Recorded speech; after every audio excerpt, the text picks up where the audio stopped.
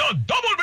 Alright, mga kapuso, ang impression, Weng, kundi pa nag-tweet si Austin Defense Secretary Austin ng Amerika. na meron pong presensya ng mga Amerikano dito, hindi natin malalaman. Oo. No? Meron ba kayang pagtatangka na ito itago? Nasa linya natin si Dr. Chester Cabalsa, ang Pangulo at Founder po ng International Development and Security Cooperation. Dr. Cabalsa, magandang umaga. Si Joel Siweng po ito. Good morning po.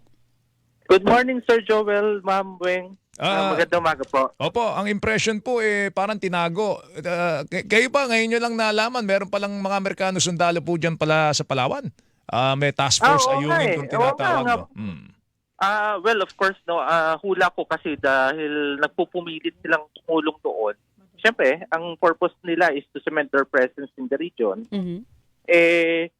Tinanggihan sila ng ating gobyerno at nag-decide sila na mas maganda na ang Pilipinas pa rin ang mamuno doon sa resupply mission. Unang-una, meron din kasing kasunduan na ginawa ang Pilipinas sa China.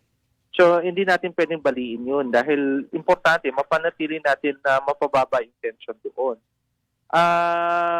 Siguro doon sa pag-uusap nila, dahil gusto talaga ng US na tumulong at syempre, meron din ibang intention doon, ay nakagawa nga sila ng siguro yung contingency measure na yung US task force in ayungin, no?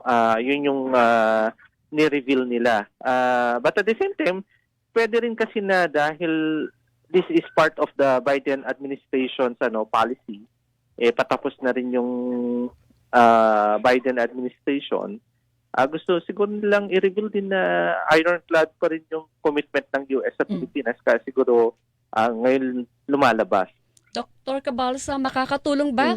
Makakasama?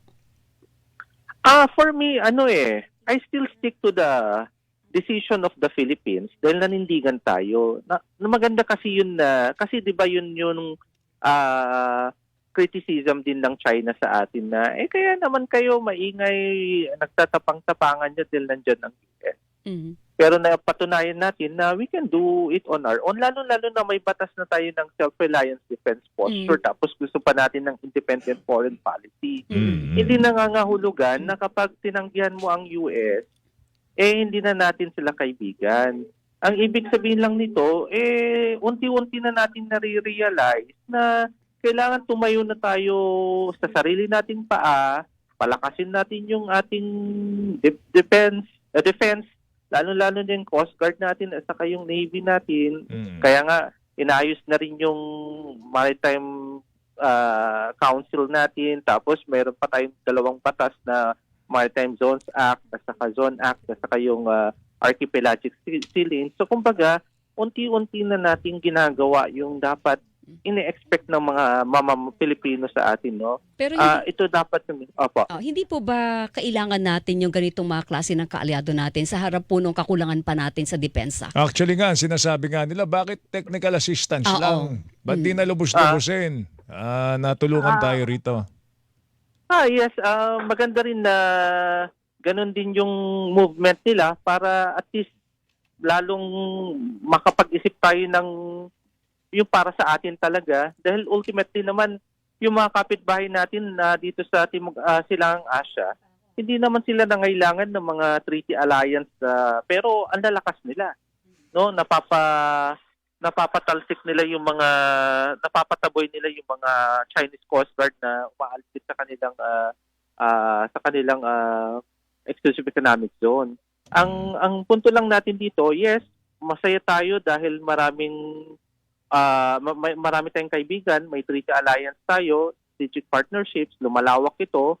But at the same time, kailangan maging independent lalo tayo. Kasi sa mundo na ngayon, nagbabago na yung geopolitics, no? Maaari na ang pinakamalakas sa hinaharap ay ang China at ang US ay medyo hindi na ganun kalakas. So, dapat pinaghahandaan natin lahat, no? Ang punto na aral natin dito na dapat matutunan natin, panahon na ng Pilipinas ay tumayo sa sarili niyang paa at magpasalamat kung may tulong pero hindi yun dapat nakadepende sa lahat ng tulong. Tayo pa rin yung gagawa ng paraan at mamumuno sa sarili nating problema. Panghuli na lang siguro, Dr. Cabalsa.